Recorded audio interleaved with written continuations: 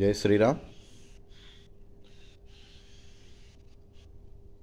ఇప్పుడు చాలామంది కూడా డబ్బులు ఇబ్బడిముబ్బడిగా ఉంటున్నాయని వాళ్ళు దేవాలయాల మీద ఈ కాస్త డబ్బులు ఉన్న వాళ్ళందరి కన్నులు దేవాలయాల మీద పడ్డాయి. డబ్బులు ఉన్నాయి కదా అని చెప్పి ఎలా పడితే అలాగా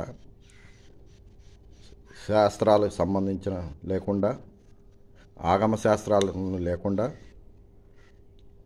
ఆ దేవతల యొక్క ఉపాసనాపరులు కానీ అటువంటి పండితులు కానీ సలహాలు లేకుండా ఎలా పడితే అలా దేవాలయాలు నిర్మాణం చేసేసి హైందవ సాంప్రదాయానికి సంబంధించిన దేవతల ధర్మాలకు విరుద్ధంగా తూట్లు పొడుస్తూ హిందూ సమాజాన్ని నాశనం చేస్తున్నారు.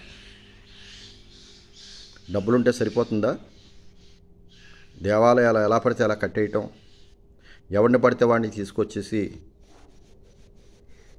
శంకుస్థాపన చేసేయటం, భూమిని ఆ దేవాలయ నిర్మాణానికి భూమి అనుకూలంగా ఉందా లేదో నిర్ధారణ చేసే పని లేదు. మీ ఇష్టం వచ్చినట్టు చేసేసి దేవాలయాలు నిర్మాణం చేసి తాడు బొంగరం లేని వాళ్ళందరినీ అర్చకులుగా చేసేసి సర్వనాశనం చేసి ఆ గ్రామానికి ముప్పు తీసుకొచ్చే విధంగా చేయటమే. గ్రామస్తులకి పాపం ఇవన్నీ తెలియదు కదా. డబ్బులున్నవాడికి భజన చేస్తారు కానీ ఏమాత్రం కూడా కొంచెం కూడా ఆలోచన ఉండట్లేదు.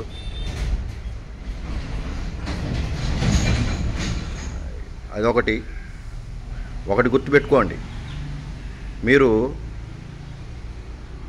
వ్యాపారపరంగా ఆలోచించి దేవాలయాన్ని కడుతున్నారో లేదా పుణ్యాలు పాపాల గురించి ఆలోచించి దేవాలయాలు కడుతున్నారో తెలియట్లేదు కానీ మీరు నిర్మాణం చేసే దేవాలయాలు, ప్రతిష్ఠ చేసే విగ్రహాలు ఆ దేవతలను అవమానిస్తూ మీరు చేస్తున్నారు. ఇది హిందూ సమాజానికి, హిందూ ధర్మానికి పెద్ద ముప్పు తీసుకొస్తున్నట్టు. అది ఆలోచన చేసుకోండి. అయితే ఈ మధ్యకాలంలో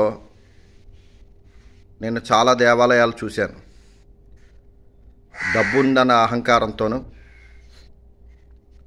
అసలు దేవాలయాలకు సంబంధించిన శాస్త్రం కానీ వాటి గురించి ఏమాత్రం అవగాహన లేని వాళ్ళందరూ కూడా దేవాలయాల నిర్వహణ బాధ్యతలు తీసుకుంటూ దేవాలయాలని వాటి యొక్క బాగోగుల్ని విస్మరించడం, అర్హత లేని పండితులను తీసుకొచ్చి దేవాలయాల అర్చకులుగా పెట్టడం వల్ల చాలా దేవాలయాల్లో ఇవాళ ప్రతిష్ట చేసే సమయంలో కూడా అతి కొద్ది మంది పండితులు మాత్రమే ఉన్నారు. అటువంటి పండితులను కాకుండా ఎవరిని పడితే వాళ్ళని తీసుకొచ్చి చేసి ఆ దేవతలను మీరు అవమానం చేయటమే అనేది తెలుసుకోండి.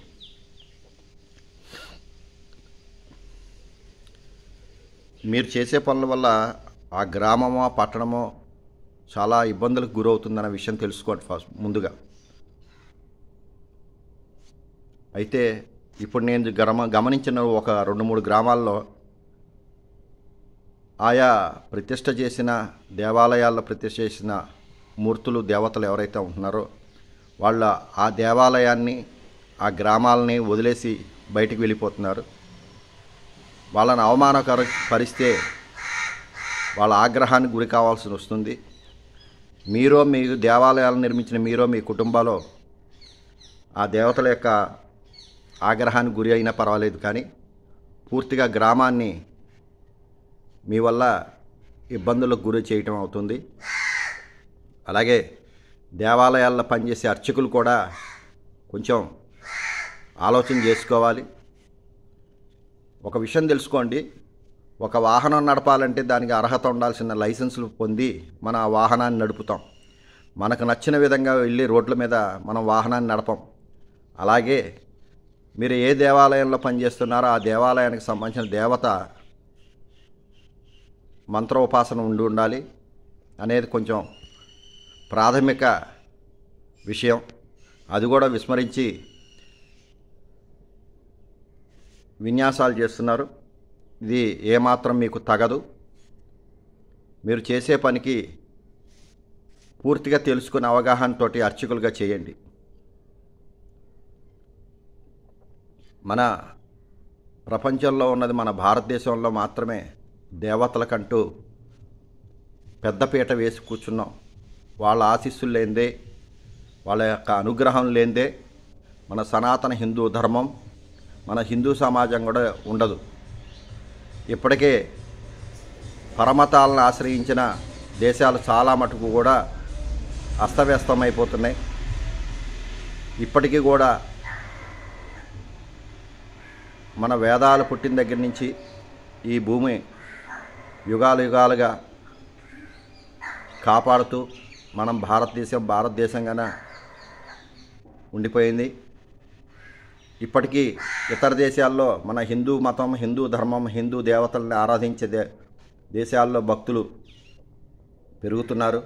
వాళ్ళు నిజాలను గ్రహించడం బట్టే వాళ్ళ మతాలను వదిలిపెట్టి హిందూ ధర్మం, హిందూ మతం గొప్పదని చెప్పి దానిలో ఒక మార్పు జరుగుతున్నారు.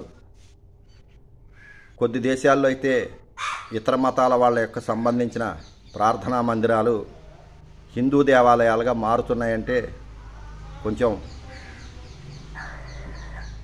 ఆలోచన చేయండి. ఇప్పుడు నేను చూసిన 2-3 గ్రామాల్లో ఒక అమ్మవారిని విస్మరించి కమిటీ సభ్యులం అని చెప్పుకుంటూ, కమిటీ మెంబర్లం అని చెప్పుకుంటూ ఆ దేవాలయాన్ని, దేవతని కూడా అవమానపరచడం వల్ల ఆ దేవాలయాన్ని, ఆ గ్రామాన్ని వదిలేసి వెళ్ళిపోయింది. అయినా ఇది మీకేమో అర్థం కావట్లేదు. అలాగే ఇంకొక దేవాలయంలో ఈ కలియుగంలో బ్రహ్మ ఎవరంటే ఆంజనేయ స్వామి నవబ్రహ్మ అంటారు. అటువంటి నవబ్రహ్మ ప్రతి గ్రామంలోనూ వేంచేసి ఉండటం చాలా మంచిది. తప్పనిసరిగా ఆంజనేయ స్వామి వారి దేవాలయం ఉండి తీరాలి. అటువంటి దేవాలయాన్ని కాపాడుకోవటం మన ధర్మం. అటువంటి దేవతలను విస్మరించి అవమానానికి గురి చేస్తే ఆయా దేవాలయాల నిర్మాణదారులు, అలాగే ఆ గ్రామాలు కూడా ఇబ్బందుల్లో గురవుతాయి. ఇప్పటికి ఒక గ్రామంలో అలా ఆంజనేయ స్వామి వారు ఆ గ్రామాన్ని వదిలిపెట్టేసి బయటికి వెళ్ళిపోవటం జరిగింది. అటువంటివన్నీ సంఘటనల పునరావృతం కాకుండా గమనించుకోమని దేవాలయాల నిర్మాణాలు చేసే ధనవంతులకి, అలాగే అరకొర జ్ఞానంతో దేవాలయాల్లో అర్చకులుగా చేసే వాళ్ళకి కూడా విజ్ఞప్తి. ముందు మీరు ఇబ్బందులకు గురి కాకుండా మసలుకుంటే చాలా మంచిది. జై శ్రీరామ్.